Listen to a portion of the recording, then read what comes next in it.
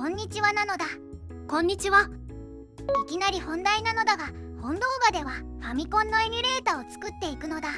いきなりですわね。作るとはどういうことでしょうか。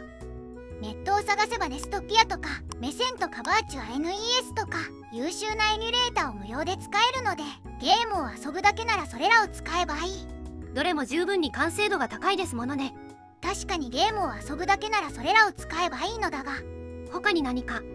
プログラムをかじったことのある少年少女なら一度は自分でエミュレータを作ってみたいと思ったことはないだろうか。そんなものでしょうか。そんなものなのだ。エミュレータを作るという行為そのものが実はゲーム作りとはまた違った種類の楽しさがあると思っているのだ。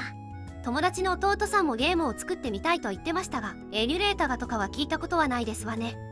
子供の頃に家電製品を分解して中の構造を見たくなるあのワクワクに近いものがあると感じているのだ。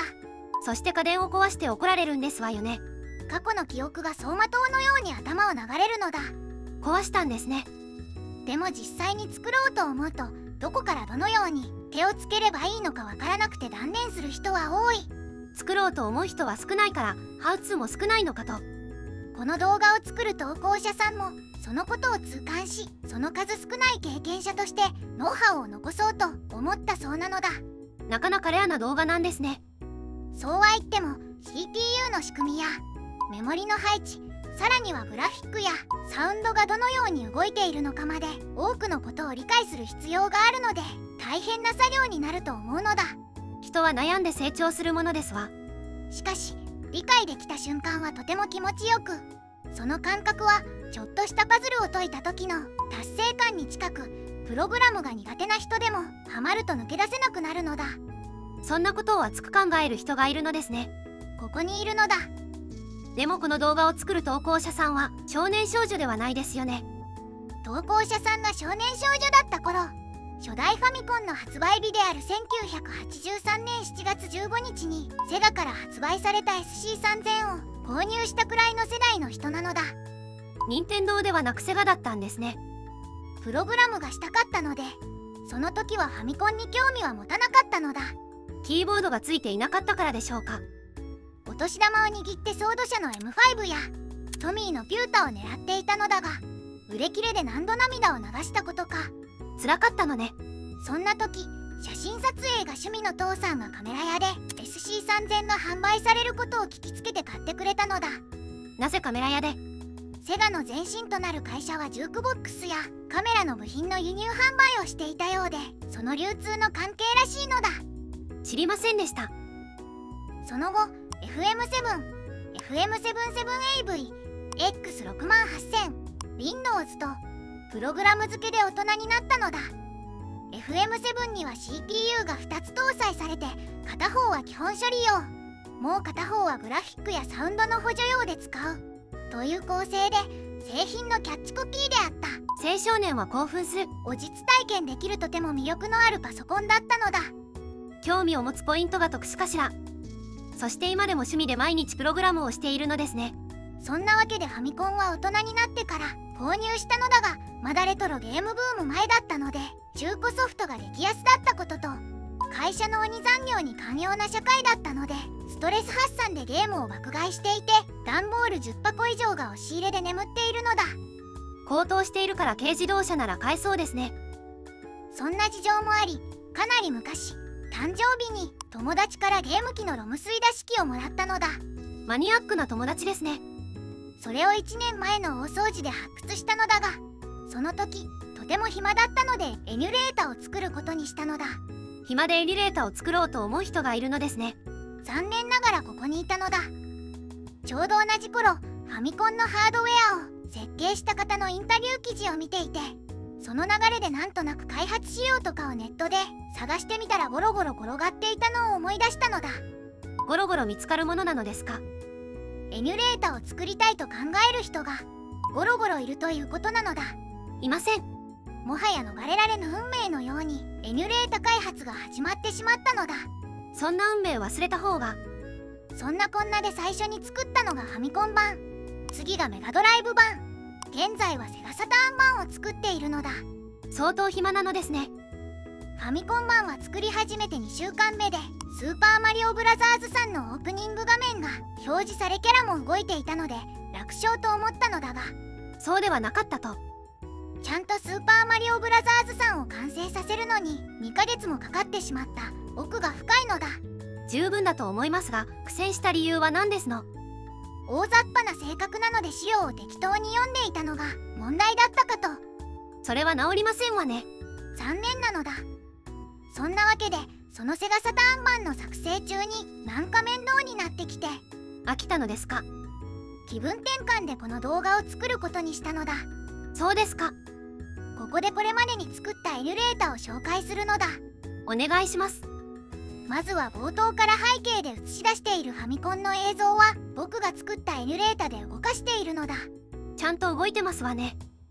改めて見直すとラスタスクロールが乱れていたり、音にノイズが乗っていたりと走馬灯のように調整の難しさとか奥の深さを思い出したのだ。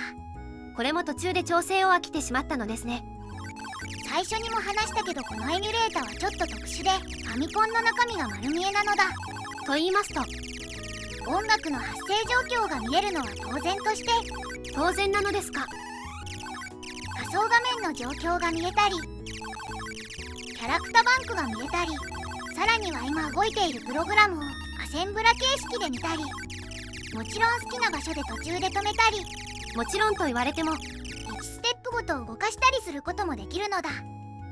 レジストリの状況も見ることもできるし、ブレークを指定して止めることもできるので、じっくりと当時のプログラマーさんの苦労を堪能できるのだ。何のために？ファミコンなど当時のゲーム機のスペックはとても非力で、当時のプログラマーさんの苦労が目に見えるようなのだ。僕はその苦労を知りたかったのだ。確かにマリオブラザーズなんてプログラムとグラフィックを合わせてもたったの 24KB で動いていたとか驚きですよね。そうなのだ。今では写真1枚でも 1MB を超えるのだから、 24KB でどうやったら動くのか謎すぎる。ロマンと言っても過言ではないのだ。気持ちが熱いですわね。そしてこれがメガドライブ版なのだ。基本的にできることはファミコン版と同じなのだが、ファミコン版をベースに作り直したので、ファミコン版よりも中身を見る機能の完成度は高めなのだ。エミュレーション自体もファミコン版より完成度が高いように感じますわね。そうなのだ。ファミコンはメガドライブよりも断然スペックが低い。しかしそれゆえにハードウェアの隅から隅までしゃぶり尽くし、ハードウェアのバグまで使って限界まで性能を叩き出した。そのためエミュレータはハードウェアのほんの少しの実装の違いも許されないのである。なんと。だから一度動作を確認したゲームもその後のゲームの調整が影響して動かなくなったりするのだ。そういう意味ではメガドライブ版やセガサターン版を作るよりも難しいかもしれない。そんなものなのですね。僕が作ったファミコン版とメガドライブ版のソースコードと実行ファイルは GitHub やウェブサイトで MIT ライセンスで公開しているので自由に使ってほしいのだ。最後にこれが開発中のセガサターン版なのだ。セガサターン版の完成度は 10% くらいかな。これは遊べるようにはなったのですか？アウトラン、アフタバーナ、レイフォース、コットンにパワードリフトの順番で頑張り、ちゃんと遊べることは確認できているのだ。それはすごい。資料の充実度が高かったので、このアウトランも2ヶ月程度で動いたのだ。これも音楽は大変でしたか？いや、音楽も効果音も PCM 音源でやっているので、音を出すだけなら簡単なのだ。今セガラリーを動くようにしているんだけど、まだこんな感じなのだ。動いているけど絵があれですね。絵があれなのだ。テクスチャーの表示が崩れているのは VDP1 の実装に問題があると思うのだが、ポリゴンが表示されていないところはそもそも VDP1 に描画の指示が出ていないのだ。しかしゲーム自体は動いているので、多分 SH2 の掛け算割り算命令の実装に問題があって SH2 が表示しなくてもいいと判断したと想像しているのだ。絞れてきてはいるのだが、なんか面倒になってきてこの動画に逃げてきたのだ。気分転換も大事ですわよね。ここでだが、この動画の目的を明確にするのだ。お願いします。今回はファミコンのエミュレータを一から作ってマリオブラザーズを遊べるようにするのだ。作り直さなくてもすでにできているものを説明すればいいのでは。先ほど見せたが、すでに作ったやつはかなり特殊な仕様なので、中身を説明するのが少し難しいのだ。そうなのですか。また試行錯誤で作っていたので、ソースコードの汚いところや実装方式に不満なところを見るたびに気になるのだ。だからこれまで見ないようにしていたと。過去にとらわれない人になりたいのだ。そうですか。まあすでに細かなところは忘れたので、思い出せないというのが正しいのだが、やはりそこですか。最初にファミコンの構造を概要レベルで説明し、その上でそれぞれの機能の詳細を説明する。まずは相手を知ることが大切ですわね。最後にマリオブラザーズのロムを使ってステップを追ってエミュレータをプログラムするのだ。作ったプログラムは都度公開していきますわね。公開したプログラムは自由に使ってほしいのだ。作る環境などの条件はこんな感じ。 Windows 上でビジュアルスタジオ2026を使っていくのだ。2026は2025年11月に正式リリースされたばかりのやつですね。新しいものが好きなのだ。ビジュアルスタジオは環境の構築が簡単なのでずっと愛用しているのだ。プログラムをしたいだけなのに環境づくりで時間をかけるのは無駄ですものね。プログラム言語は C# と .NET9 を使っていくのだ。なおビジュアルスタジオ2026のデフォルトは .NET10 なのだが、デバッグモードの動きが変だったので .NET9 を使うことにするのだ。すでに完成したエミュレータは .NET6 で作っていたので、バージョンはこだわらなくて良さそうですわね。最新版の方が良いわけではないのだ。ところでなぜ C# なのですの。ビジュアルスタジオで GUI アプリを作るなら Windows フォームアプリのプロジェクトで作るのが個人的には楽なので最も相性がいい。 C# と .NET との組み合わせがお気に入りなのだ。 C# はデバッグモードでの動作が遅いのが注意ですわね。